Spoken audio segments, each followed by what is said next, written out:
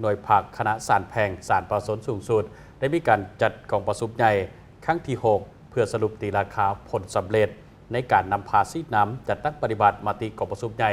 ครั้งที่ 5 ในระยะ 5 ปีที่ผ่านมากล่องประชุมจัดขึ้นในวันที่29 เมษายน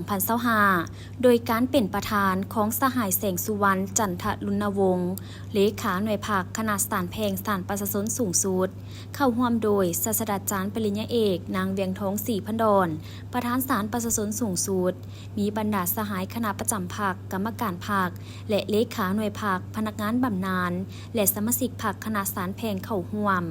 สหายแสงสุวรรณจันทลุณวงศ์ได้สรุปตีราคาผลสำเร็จในการนำพาซี่น้ำมาตีกล่องประชุมใหญ่ครั้งที่ 5 ของหน่วยผักคณะสารแพงในระยะ 5 ปีผ่านมา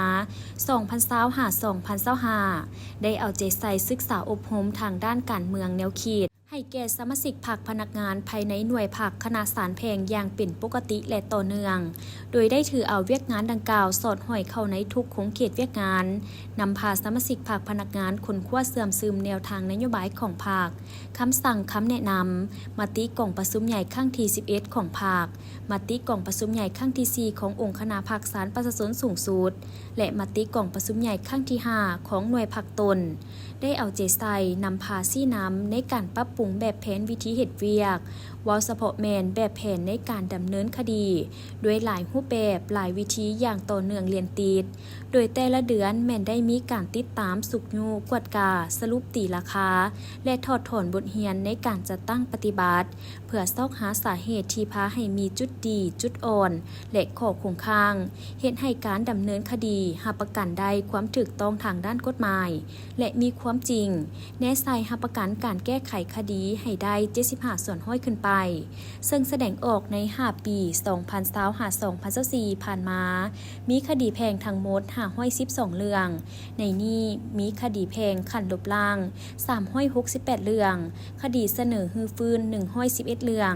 คำสั่ง28 เรื่องและคำซี้ขาด5 เรื่องแก้ไขได้462 เรื่อง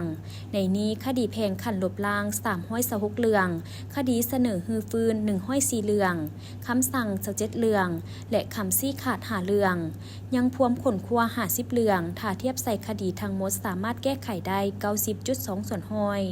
ในโอกาสเดียวกันก็ได้มีการป่อนบัตรเลือกคณะผักสุดใหม่ผ่านการป่อนบัตรสามารถเลือกได้สหายแสงสุวรรณจันทลุณวงศ์เป็นเลขาหน่วยผักสหายแสงพระจันทร์พันประเสริฐเป็นรองเลขาผักและประธานกวดการหน่วยผักสหายคำสงขุนวงศ์เป็นคณะผักสหายทานนางวัฒนาสุริยวงศ์เป็นรองประธานกวดการหน่วยผัก